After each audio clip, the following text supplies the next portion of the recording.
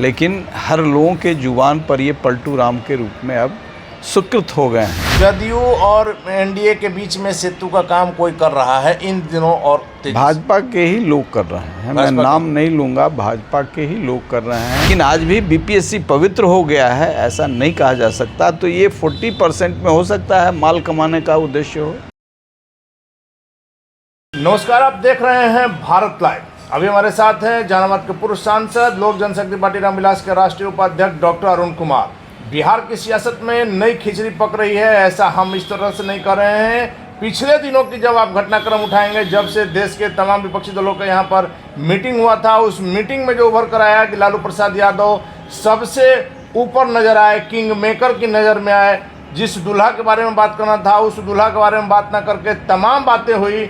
इन बातों से लगातार हम कह रहे हैं कि महागठबंधन में कुछ उठापटक हो सकता है, कुछ खटपट हो सकती है। मुख्यमंत्री नीतीश कुमार भी वहां पर सहज नहीं महसूस कर रहे। इन विषयों पर भी बात करेंगे, लेकिन सबसे पहले आज गृह मंत्री अमित शाह आ रहे हैं, उसको लेकर के सर क्या कहेंगे? सभी लोग तैयारी में हैं, उनके सहयोगी, आप लोग कहीं नज़र नहीं आ रहे? नहीं, देखिए, हम अभी हमारा फाइनल नहीं हुआ है, लेकिन ना उनको इस कार्यक्रम के लिए हमारे सहयोग की भी बहुत ज़रूरत नहीं होगी। हमारे लोग भी मान रहे हैं, इसलिए स्वाभाविक तौर से लोग जाएंगे। लेकिन जो एलाइज बन चुके हैं वही जा पाएंगे ना, जो एलाइज नहीं है। लेकिन बिना एलाइज के सर आप लोगों ने यहाँ मदद कराया, 2-2 सीट दिलाया उपचुनाव में। भाई, हमारी मदद मांगेंगे तो रैली में मदद क्यों मांगे? रैली में उनका खुद अपना स्ट्रॉन्ग इंफ्रास्ट्रक्चर है और हर जगह लोग हैं, इसलिए रैली तो स्वाभाविक तौर से बीजेपी का रैली होगा जी, एनडीए का रैली है। जदयू ने हमला बोला है सर, जदयू के प्रवक्ताओं ने कहा है कि फिर से आ रहे हैं, बिहार की जो समस्याएं हैं, जो लोगों की अपेक्षाएं हैं, उस पर ध्यान न दे करके सिर्फ और सिर्फ फिर उन्मादी बात करके जाएंगे।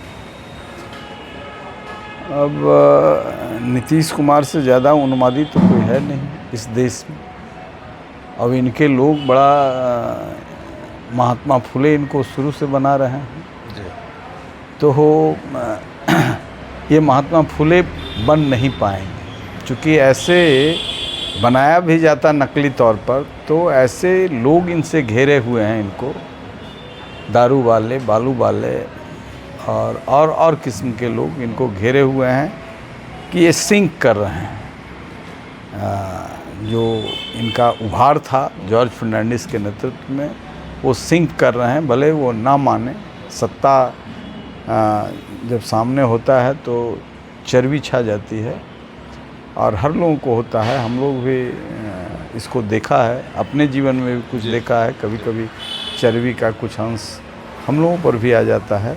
इसलिए स्वाभाविक है, ये बिना किसी प्रयास के, बिना बहुत मास समर्थन के ये 17 साल तक मुख्यमंत्री रहे। चर्बी छाना तो स्वाभाविक है, और जिसको चाहा उसको बर्बाद किया, जिसको चाहा रौंदा। इसलिए सत्ता की चर्बी इनके ये पर हो तो उसी में ये उन्मादी सबको देखते हैं और खुद उन्माद के जनक। लेकिन सर, आपको नहीं लग रहा है कि इस ईगो के चक्कर में, चाहे वो मुख्यमंत्री जी का ईगो हो, प्रधानमंत्री जी का हो, बिहार की जनता जिसने अपार बहुमत दिया, आप समझ सकते हैं कि 40 में 39 सीट गठबंधन को देना, वैसे में बिहार की जनता को नहीं मारा जा रहा है हक, और कुछ मिल सकता था। चूँकि जिस प्रकार से मोदी जी चाहेंगे तो कुछ भी हो सकता है बिहार की जनता के लिए। देखिए, जितना बड़े पुल, महासेतु, रोड का इंफ्रास्ट्रक्चर, एक्सप्रेसवे, हाईवे जिस तरीके से निर्मित किया है भारत सरकार ने, ये सहयोगी के रूप में रहते, यहाँ से प्रस्ताव जाता, सकारात्मक चीज़ें रहती, सकारात्मक वातावरण रहता। बहुत सारे चीज़ों में इन्होंने क्रेडिट लिया है खुद, केंद्र के योजनाओं का क्रेडिट लिया है। तो ये सहयोगी रहने पर और मजबूती से होता। लेकिन बिहार की चिंता नहीं है इनको, कभी पार्टी को सिर्फ अपने चिंता को केंद्र में रख के चलाते हैं। आज ही सर गृह मंत्री जी आ रहे हैं, इससे बिहार को क्या फ़ायदा हो सकता है? देखिए, गृह मंत्री जो आ रहे हैं ये तो कार्यकर्ताओं से बात करने के लिए आ रहे हैं। लेकिन सर हर वहाँ जगह। जदयू ने तो आरोप लगाया है कि भाड़े की भीड़ लाई जाएगी, तमाम अपना बीजेपी जो है संसाधन उसको प्रयोग कर रहा है, और देखने वाली बात होगी कि इसके बावजूद कितनी भीड़ जुटती है। देखिए इनको तो सासाराम में तिकड़म करके गृह मंत्री का कैंसिल कराया था। अधिक कराया था। ये तो घबराए हुए हैं, हताश हैं। और अभी जो महागठबंधन की यहाँ बैठक हुई तो विपक्षियों की बैठक हुई, उसमें विपक्ष भी ये विपक्ष के केंद्र में भी नहीं रहे, लालू यादव उस केंद्र में रहे। इनके चरित्र से लोग वाकिफ़ हो गया है। ये जो तेजस्वी यादव ने पलटू राम इनका नाम रखा वो बहुत ही सत्य है। भले वो चाचा अब कहने लगे, लेकिन हर लोगों के जुबान पर ये पलटू राम के रूप में अब स्वीकृत हो गए हैं। तो आप मान रहे हैं ना सर कि जो विपक्षी दलों की बैठक थी यहाँ पर विपक्षी नेताओं की, तो Lalu Prasad Yadav centre of focus Lalu Yadav थे। और उस दिन से मुख्यमंत्री और दुल्हा ये बनने चले थे। लालू यादव ने दुल्हा बना दिया राहुल गांधी को बना दिया। तो उस समय से और फ्रस्ट्रेशन में है। इनके नाम का कोई चर्चा भी नहीं हुआ। नहीं, कैसे चर्चा होगा सर? कैसे चर्चा होगा? इनके पास जन समर्थन नहीं है, ये सब लोग जानते हैं। ये ममता बनर्जी भी जानती हैं, केजरीवाल भी जानते हैं, शरद पवार भी जानते हैं कि ये तिकड़म से सत्ता में बने हुए हैं।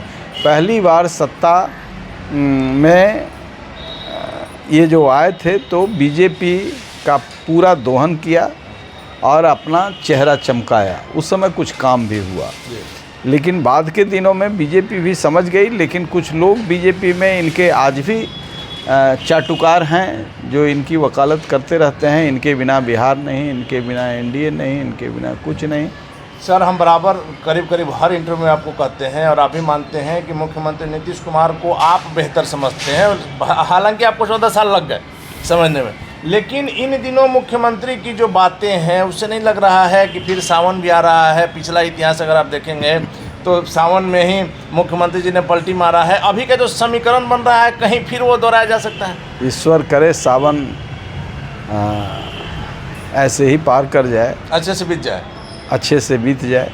ये देखिए जब समझ जाते हैं, ये बड़ा ख़तरनाक है, जब समझ जाते हैं तो जाके घुलटिया जाएंगे।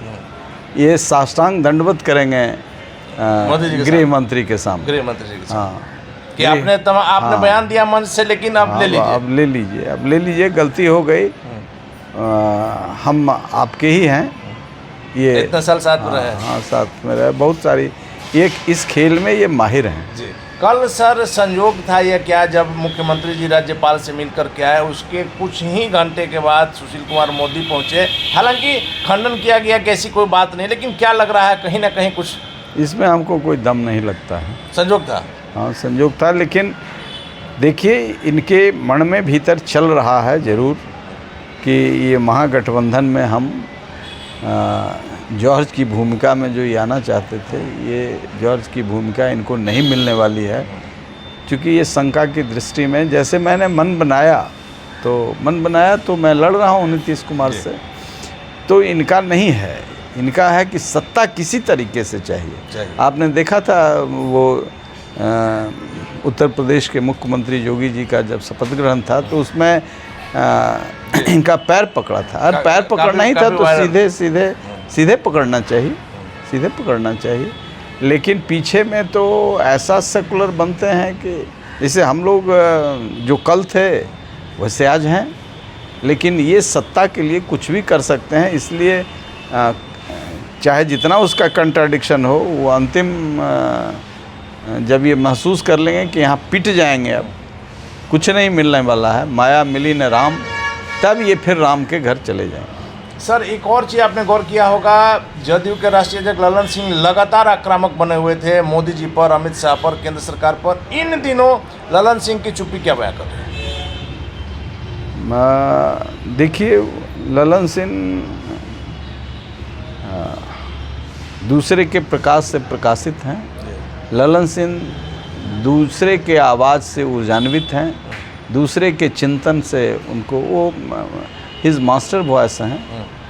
तो लेट हिज मास्टर डिसाइड, वहाँ से कुछ इशारा हुआ होगा, वो कर रहे हैं, हिज मास्टर वॉइस। अब मुख्यमंत्री जी को लेकर सर आपका लग रहा है कि फिर से एनडीए के साथ नहीं जाएंगे? जो समीकरण नज़र आ रहा है?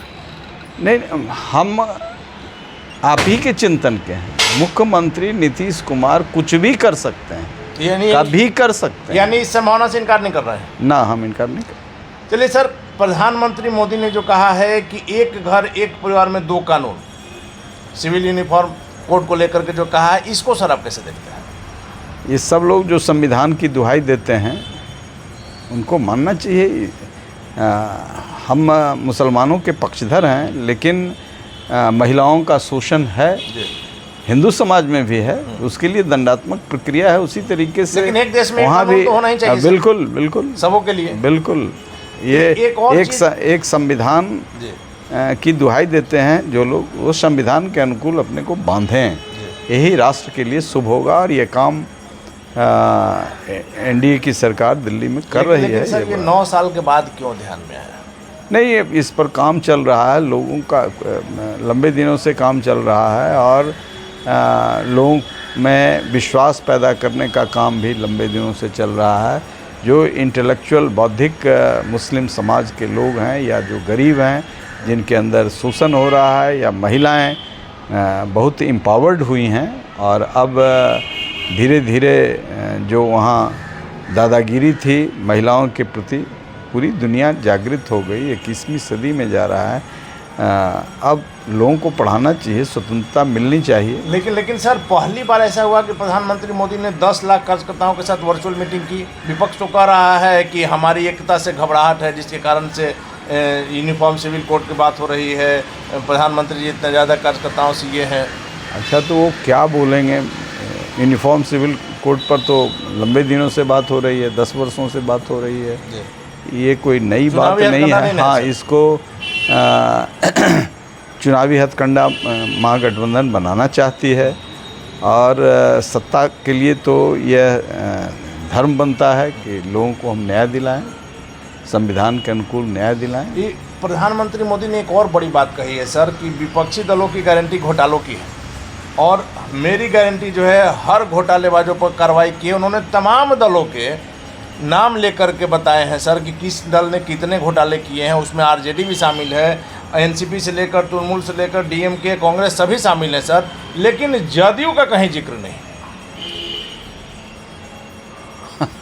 कुछ तो अब मैं कह रहा हूँ कि कोई न कोई इनके वकील हैं वहाँ।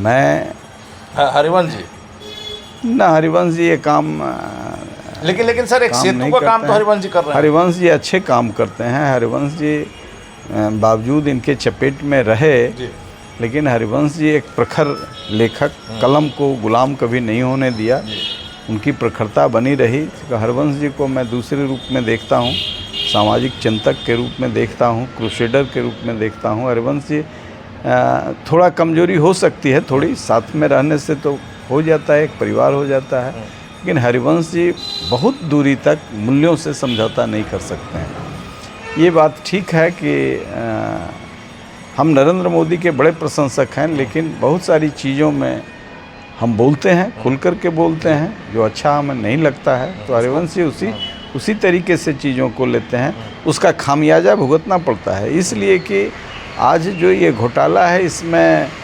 राजनीति इतना खर्चीला होता जा रहा है कि घोटाला उसी के बहाने भी होता है, लेकिन ये घोटाला पार्टी के लिए नहीं होता है, ये परिवार को कई पीढ़ियों तक मजबूती बनाए अपने परिवार को बनाने के लिए। लेकिन सर एक चीज़ तो रीजनल पार्टी में यही है, रीजनल पार्टी। लेकिन एक चीज़ तो मानिएगा सर, कि जदयू और एनडीए के बीच में सेतु का काम कोई कर रहा है इन दिनों, और भाजपा के ही लोग कर रहे हैं। मैं नाम नहीं लूँगा, भाजपा के ही लोग कर रहे हैं। भाजपा के लोग ही इतने दिनों तक इस सड़ी टोकरी को खींचते रहे। तो इसका मतलब कि बीजेपी में वैसे लोग अभी भी हैं जो मुख्यमंत्री नीतीश कुमार का भला चाहते हैं, उनको साथ लाना चाहते हैं। हाँ, जरूर हैं। सर आखिरी सवाल है, बिहार के शिक्षा मंत्री वही लोग मेरा गर्दन भी काटना चाहते हैं आपका, चूँकि मैं शुरू से इस बात के लिए आगाह करता रहा जी। तो उनको लगता है कि हमारी राह का एक रोड़ा है, ये रोड़ा है। इनका बीजेपी में भी अच्छा संबंध है, और ये हर जगह कुछ न कुछ बोलते रहते हैं। तो उन लोगों को लगता है कि ये बात तो, क्योंकि आपकी छवि जो है जितनी साफ सुथरी है, हमारी छवि जैसी भी हो, लेकिन एक बात है कि जो मुझे पछता नहीं है वोमिट कर देता हूँ। चलिए, तो जो पछता नहीं है उसको वोमिट कर देते हैं। सर, आखिरी सवाल है, बिहार के शिक्षा मंत्री को शिक्षा की ज़रूरत है। जो बिहार प्रतिभा के लिए जाना जाता है, योग्यता के लिए जाना जाता है, बुद्धिमत्ता के लिए जाना जाता है, उस बिहार में योग्यता की कमी हो गई है, बाहर से बुलाए जाएंगे शिक्षक। देखिए, नीतीश कुमार को ये भरोसा ज़रूर है कि हमने शिक्षा को बर्बाद किया है, लेकिन उनको ये गलतफहमी है आज भी दिल्ली में या देश के अन्य प्रदेशों में जहाँ शिक्षक की ज़रूरत है तो बिहार से जाते हैं, उस प्रदेश में नहीं मिलता है। ये जो कर रहे हैं उसके पीछे एक बड़ी साजिश है। वो इन दिनों अपर कास्ट से बहुत दुखी चल रहे हैं और यही कारण है कि रिज़र्व में छेड़छाड़ नहीं किए हैं। 60% में कोई छेड़छाड़ नहीं, 40% जो अपर कास्ट के लोग हैं वो आजकल योग्यताहीन हो गए हैं, इसलिए उसमें कंपटीशन के लिए बाहर से बुला रहे हैं। 60% में नहीं कर रहे हैं, इसलिए इनकी सड़ी मानसिकता की उपज है। ये बड़ी चालाकी से चीज़ों को, किसी को मारते हैं तो वो काम करते हैं, भले उसके लिए नीति का बड़ा लवादा ओढ़ते हैं। ये कोई बात नहीं है कि अपने को राष्ट्रीय नेता बनाने के लिए सब कर रहे हैं। अपर कास्ट के लोगों को इससे महरूम रखने के लिए इन्होंने ये कम से कम वो लोग कम से 40% में कंपटीशन होगा, लेकिन इनको गलतफहमी है। इसमें भी यदि ईमानदारी से हुआ तो, यदि टेम्परिंग हुआ और पैसा ले करके जैसे बीपीएससी में बहाली होती थी वैसे ही बहाली यदि जारी रही, चूँकि जितने चोर ऑफिसर थे बीपीएससी में उनको इन्होंने रिवार्ड दिया वहाँ से। कौशल जी एक पत्रकार और वकील हैं जो आरटीआई से इनको सब एक्सपोज करके रख दिए, कोर्ट में एक्सपोज किए, तब इन चोरों को हटाया इन्होंने। लेकिन आज भी बीपीएससी पवित्र हो गया है ऐसा नहीं कहा जा सकता। तो ये 40% में हो सकता है माल कमाने का उद्देश्य हो।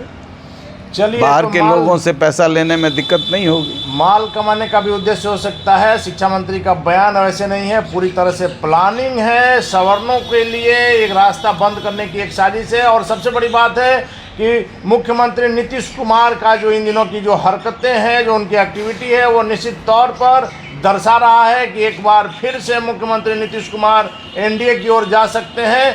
क्या होगा ये देखना काफ़ी महत्वपूर्ण होगा। फिलहाल आप बने रहे भारत लाइव के साथ। अगर ये वीडियो पसंद आई और वह बिहार के राजनीति और बिहारियत से सरोकार रखेनी तो सब्सक्राइब बटन दबा के चैनल के सब्सक्राइब कर ली। ओजे एगो घंटी बा, ओकरा बटन दबा देला से कुल सटीक और मारक खबर रुआ मुफ्त में मिल जाई। अगर रुआ पत्रकारिता के हमनी के नया प्रयोग में सहयोग कर चाहतानी तो ज्वाइन बटन दबा दी। पेटीएम नंबर नोट कर ली 9386816700। धन्यवाद।